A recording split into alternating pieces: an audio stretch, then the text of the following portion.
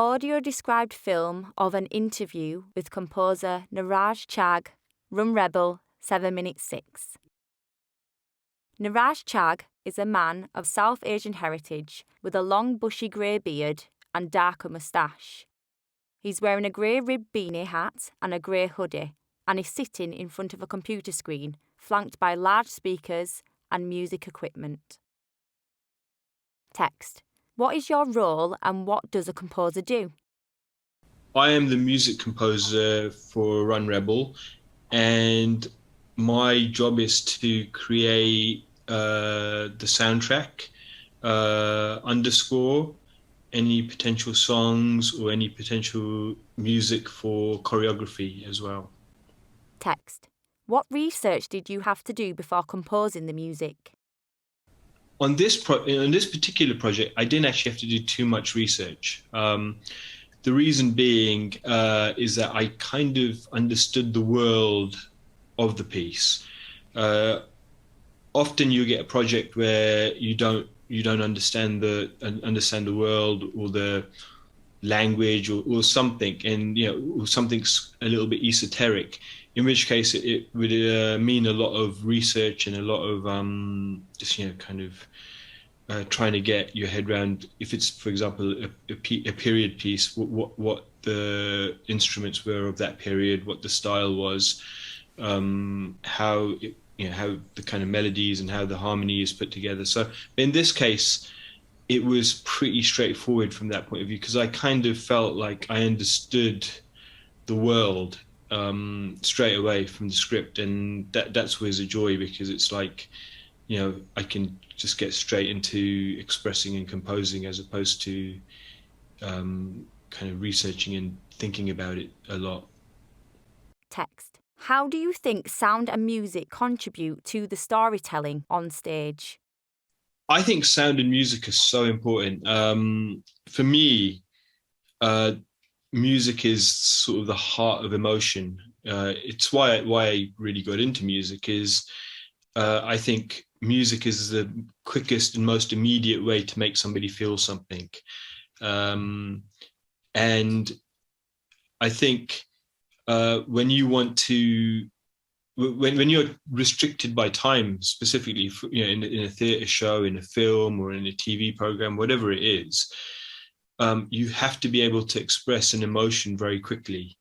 And music really facilitates that. Like, you can basically subtly, or sometimes not subtly, tell people that, look, this is what you should be feeling, this is how you should be feeling. And I think that's the power of music for me, is you can basically very quickly get to the kernel of emotion in any piece very quickly. Text. What has your process been for composing the music? So the process on this particular production has been meeting with Tessa, the director, and we basically kind of distilled it down to the main themes. So initially, it's been a case of just composing the themes. So, for example, there's a theme for hope. There's a theme for revolution.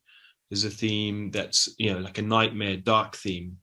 And then what I'll probably do is use those themes as a kind of starting point, as a springboard for particular compositional moments. So there might be, moments which are less dark than my dark theme. So I'll adapt that to that moment. So those themes will run through the piece, but then there'll also be more bespoke, specific compositional moments, where something very, very particular needs to happen. So there'll be those moments, and then there'll be the choreographic moments, which are, kind of sync to the choreography, linked to how the choreography is happening. So that's on this project. That's going to be the general process, I think. Text. What is the genre and style of the music?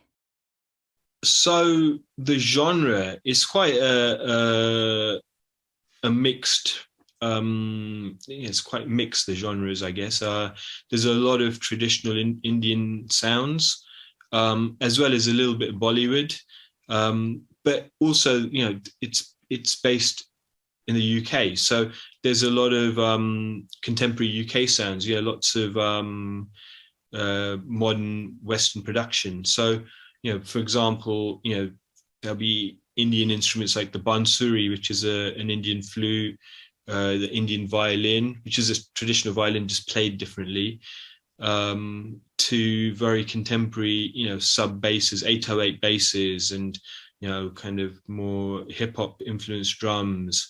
So it's quite a combination of sounds, and also traditional string sections, orchestral sounds as well. So it's there's lots of influences in there. Text. Does technology play an important part in the way you work? Technology is at the heart of what I do. I mean, look, this is where I work. This is my studio, and so for this project, I'm working mostly remotely from here, and the way I'm doing it is the rehearsal footage is being filmed, which I'm just on an iPhone or just any phone really, and then I'm being sent the footage, and I'm scoring it effectively like a film. So it's like a clip, and I score it, and I work around the dialogue. I work around